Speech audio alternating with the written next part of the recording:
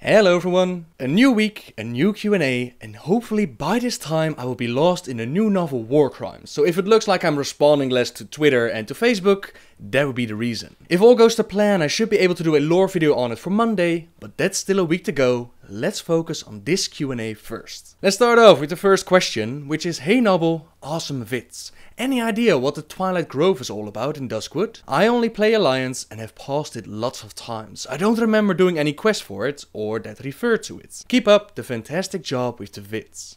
The Twilight Grove contains one of the 4 portals to the Emerald Dream. The other portals can be found in the Hinterlands, Veralis and Ashenvale. Back during Classic, we had these world raid bosses, right? They were called the Dragons of Nightmare. They were great fun to do since back then I still played on a PvP server, so we had to make little deals with the Horde as to who got to attack first, and you just had to hope that nobody would betray you. If they did betray you, if they did start to attack, then you were looking at a massive world PvP fight with each faction attacking each other while trying to take out these dragons. And these dragons were no pushovers, these were 40-man raid bosses, so it was hectic, it was awesome. Lore-wise, the Emerald Nightmare problem has been fixed in the novel Stormrage. For those that don't know, the Emerald Dream is like the blueprint of Azeroth, what it would be if we never existed on it. So the way that the Titans designed the world before life transformed it. So for example, if you look at Stormwind, there you currently see a castle, the city of Stormwind. In the Emerald Dream, that area should just be grassy or foresty or however the Titans designed it. The Green Dragons, and mainly Ysera, the Green Dragon aspect,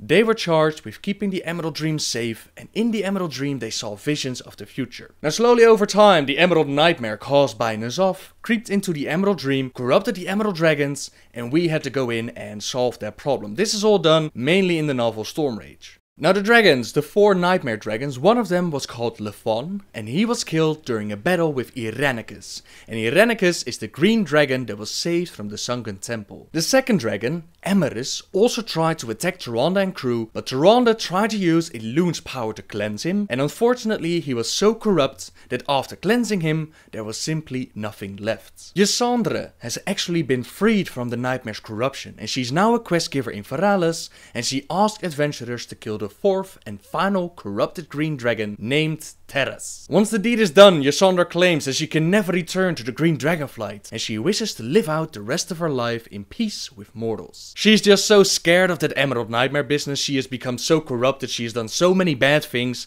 that she just can't return to the Green Dragonflight. So the portals, the 4 portals were used for the 4 world bosses, and they're currently out of service. Perhaps one day Blizzard will use them again for maybe an Emerald Dream raid or an Emerald Dream patch or maybe a scenario, but for now they're not used for anything. Hey Noble, I was wondering if there's any lore or backstory related to my favorite NPC in the game, Hemet Nesingwary. Hemet Nesingwary is the greatest hunter in all of Azeroth. His name is an anagram of the author Ernest Hemingway, and The Green Hills of Stranglethorn, that book that Hemet has you searching for in Stranglethorn Vale, is a parody of Hemingway's Green Hills of Africa.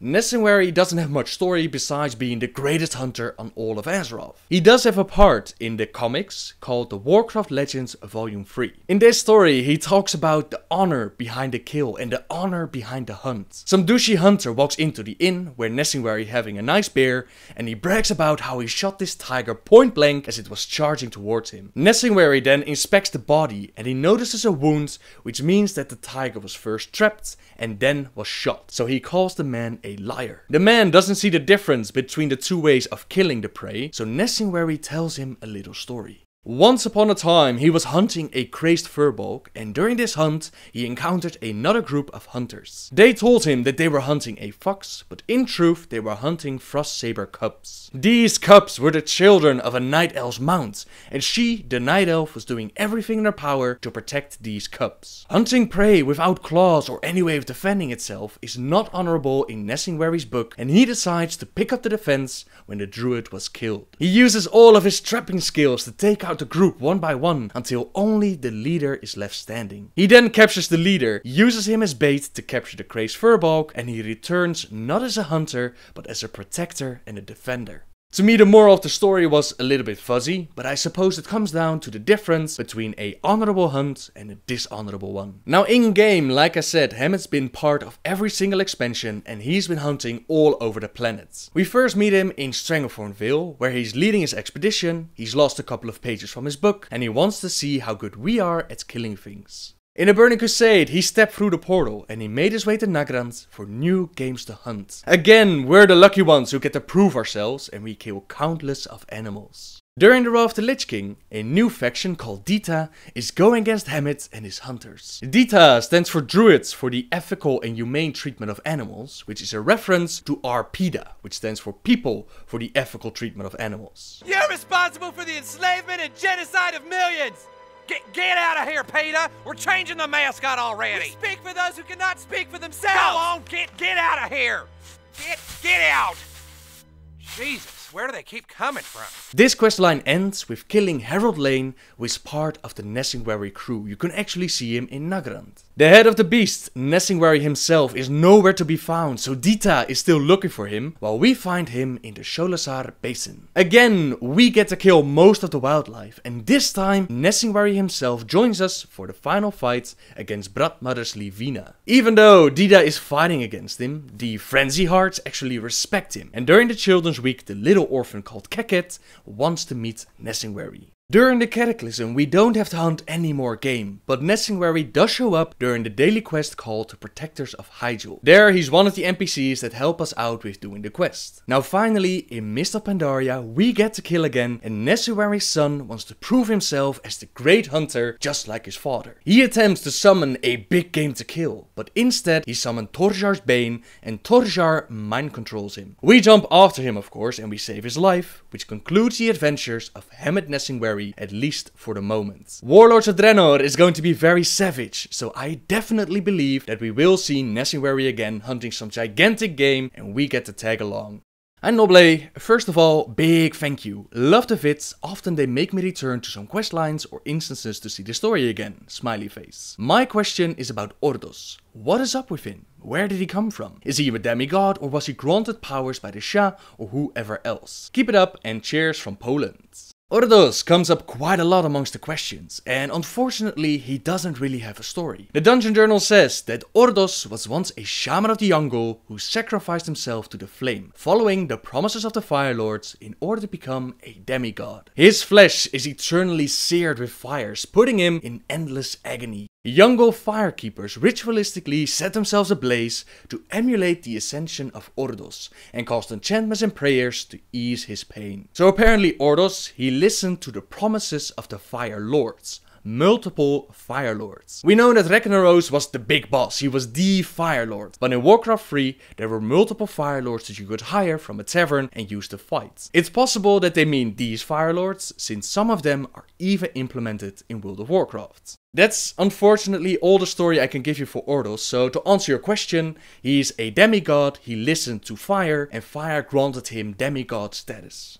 Hey Noble, what is the foundation of the rumor that demons can't be killed and will return after being defeated? The only instances this is stated in-game are all concerning the Dreadlords, not all type of demons. Yet there are all sorts of videos of fans who claim to know the lore about how Illidan can return since he turned into a demon, or how Archimonde will return after his death at Mount Hyjal, since he is a demon and can't be killed. This is not the Diablo universe. Is it specifically mentioned somewhere, or is it just a very widely spread assumption? I would say that it's a widely spread speculation when it comes to Illidan and when it comes to returning bad guys that we've already killed. For those that don't know, the background behind this is that Blizzard has been talking about bringing Illidan back into the game. In response to this, some started speculating as to how this could happen, and one suggestion was that Illidan absorbed so much demonic powers that he himself turned into a demon. Some demons, like Dreadlords, they can't be killed on our planet. They can only be killed in the Twisting Nether, which could mean that Illidan never truly died. Instead, he's now chilling within the Twisting Nether, probably killing a couple of demons, maybe even teaming up with Team Burning Legion. Now to your question, are there other demons capable of returning besides Dreadlords? Well, I've thought about this some time ago,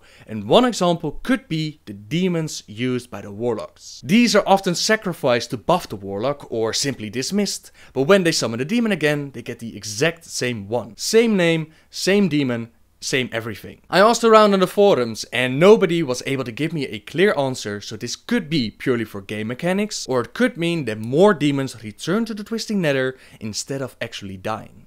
Don't take it as set in stone. For now, the one thing that I can give you a clear answer on is that we know that Dreadlords, they return to the Twisting Nether, and besides that, the demons of the Warlocks, Illidan themselves, it's mainly a fan theory. It's a way that they could bring Illidan back into the story, and if you've been playing World of Warcraft long enough, you never know who is truly dead or who will make a comeback. I know what you're thinking, but Tempest Keep was merely a setback. Noble, I was wondering if you could give me some background on the lore of Hearthstones, as in, where are they made? Who makes them? How do they work? It upsets me that I can't find anything on the only item that we are all required to carry in our inventory. Hearthstones in the lore are very rare and not much is known about them. Every new player gets his own Hearthstone, but that's purely for game mechanics. In the lore there are only a couple of scenarios where Hearthstone actually showed up. In the novel The Shattering Prelude to Cataclysm, Jaina gives Anduin a Hearthstone. This was before Varian managed to deal with his wolf side, with his internal anger,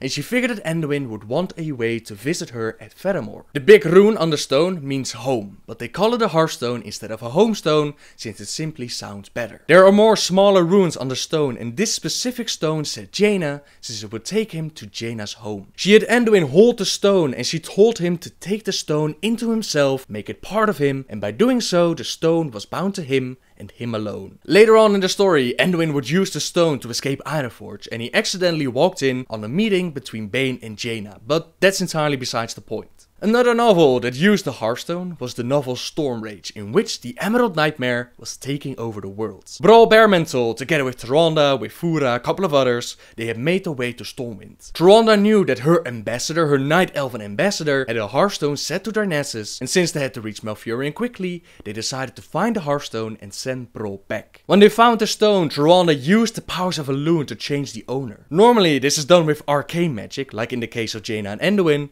but apparently a loon can also grant this favor. While she was doing this, the ambassador, while under the control of the Nightmare, she attacked the group and Tyrande quickly ordered Brawl to just go. Go to Darnassus, find Malfurion, save the world. Now there are other known Hearthstones, for example Vol'jin has one and he gives it to us after his assassination to quickly find Thrall, but overall they're pretty damn rare and unique, mainly used by elves and magi. Alrighty, final question. Hey there Noble, what is the story of Darion Mograine? Alexandros made a mention to a son of his in Outland. Might it be him? How did he become the High Lord of the Death Knights? And what are the Knights of the Ebon Blade and the Argent Crusade up to now, since Arthas is dead? Darion Mograine's story flows into the Ashbringer story, which deserves a video on its own, so I'll keep this version focused on Darion and I'll try to keep it short. Darion is the son of High Lord Alexandros Mograine, and his older brother was Renaud Mograine. His mother Elena died giving birth to Darion, and Darion himself almost didn't make it. His father picked him up once he was born, he took him outside and he dumped him in the cold waters to shock some life into him. Thankfully he started to cry, he started to breathe, but his mother truly didn't make it. This moment caused Alexandros to favor Darion over Renaud, and over time this would make Renaud jealous of his younger brother. Now fast forward a little bit in the story, the orcs invade Azeroth and Alexandros would fight with them. During the final battle at Blackrock Mountain, he killed one of the orcish warlocks and the warlocks dropped a dark crystal. Touching the dark crystal mutilated Alexandros' hand, but he kept the crystal in an iron chest since he figured that if something as dark as this crystal existed, then perhaps there was an opposite in this world. When the story reached the point with Ner'zhul, with Northrend, with the Scourge, with Arthas, Kel'Thuzad, all that good story in Warcraft 3, Alexandros took the crystal and he talked about his plan with his brothers and sisters, and they decided that the crystal should be destroyed for the greater good. They tried to destroy it with the powers of the Holy Light, but instead the crystal absorbed the light. More and more holy spells they fired at it until the crystal was completely purified, full of light, and it even healed Alexandros' hand. This crystal would be turned into a great weapon against the Scourge, so they forced it into a weapon and they called it the Ashbringer. It did great damage, but the Demon Lord Balnazar infiltrated the organization and he manipulated Renaud into betraying his father. Renaud lied to his father and he told him that his brother was kidnapped and taken to Strathholm. In truth, a trap was waiting for Alexandros, countless scourge attacked him, but all of them fell to the might of the Ashbringer. Powerful as the weapon was, Alexandros was still a mortal who grew tired, so he dropped the blade for just a moment, and in that moment his son Renaud, he picked it up and he stabbed his own father in the back.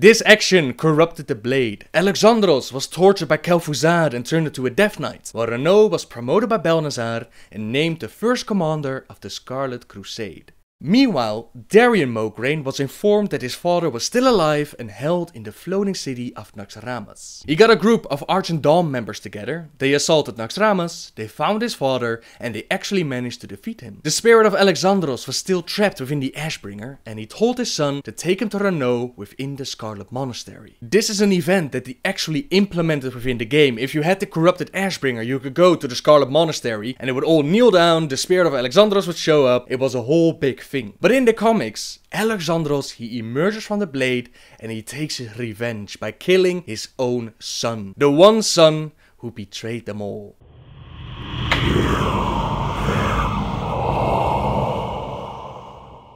Near the end of the story, Darion manages to convince Tyrion Fordring to come out of exile and join the Argent Dawn. A massive scourge army led by Kel'Thuzad himself attacks the Light Hope Chapel, and in a great act of love and conviction, Darion decides to sacrifice himself for the greater good. He took the Ashbringer, he stabbed himself with it, and in response the heavens opened up and the light crashed down, decimating the scourge army and saving the day. A great selfish act, but not one without consequences. Kel'Thuzad took this opportunity and he converted Darion to his side, made him the Death Knight that we see during the Death Knight starting area. As those of you who've ever leveled up a Death Knight know, the Lich King betrayed all his Death Knights and he sent them to the Light Hope Chapel to be slaughtered, just so he could bring out Tyrion out of hiding and Arthas could take him out. What he didn't count on was that the Ashbringer would fight against Darion, would try to stop him from slaughtering all these holy people. Bring them before the chapel!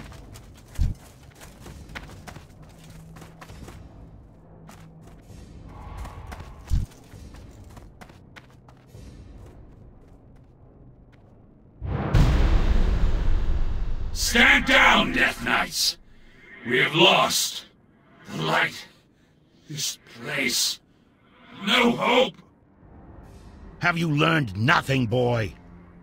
You have become all that your father fought against. Like that coward Arthas, you allowed yourself to be consumed by the darkness, the hate, feeding upon the misery of those you tortured and killed. Your master knows what lies beneath the chapel. It is why he dares not show his face. He sent you and your Death Knights to meet their doom, Darion. What you are feeling right now is the anguish of 1,000 lost souls. Souls that you and your master brought here. The light will tear you apart, Darion. Save your breath, old man. It might be the last you ever draw.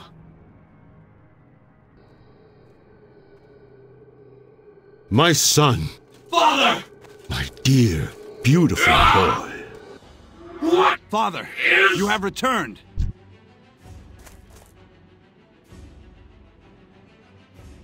You've been gone a long time, Father. I thought... Nothing could have kept me away from here, Darion.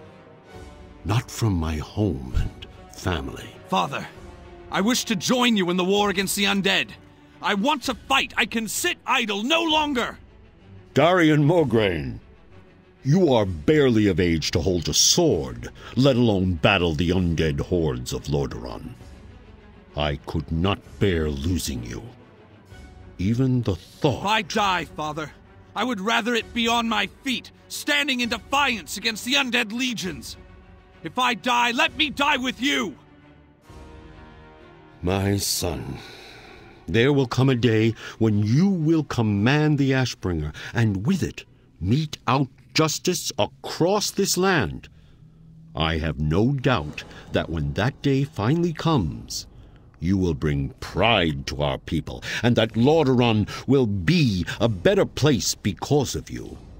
But, my son, that day is not today. Do not forget. Touching. He's mine now. You betrayed me. You betrayed us all, monster! Face the might of Mograine! Pathetic. You're a damned monster, Arthas.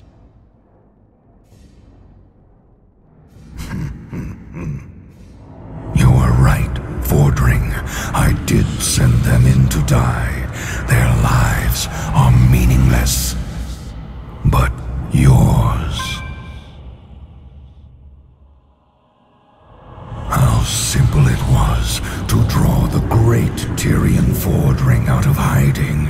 You've left yourself exposed, Paladin. Nothing will save you.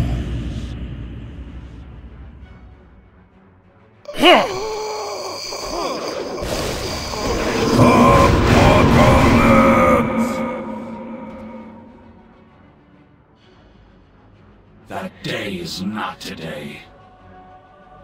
Tyrion!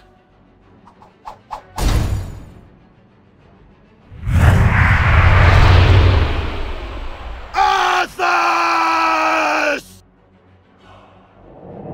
What is this? Your end. Impossible.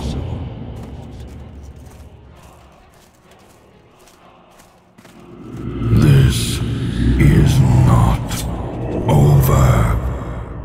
Once the Lich King's betrayal became clear, Darion tossed the Ashbringer to Tyrion, and Tyrion cleansed the blade, returning it to its former glory. He then uses the might of the Ashbringer to attack Arthas to force him to retreat, and all of this leads to the Argent Dawn and the Knights of the Silver Hand to combine the forces and create the Argent Crusade. They then team up with the Knights of the Ebonblade, they march onto Icecrown, and they end the Lich King. The Argent Crusade comes for you, Arthas! To your other question, what they're currently doing, well, the Argent Crusade and the Knights of the Ebonblade are currently busy with retaking and healing the Plague Lands, and they're also keeping a close eye on Sylvanas, since she's acting more and more like the Lich King. Like I've mentioned in my Lily and Voss video, they've already said that they're not going to deal with Sylvanas during Warlords of Draenor, so time will tell if and when they'll ever return to that story. We will fight to bring an end to the Lich King.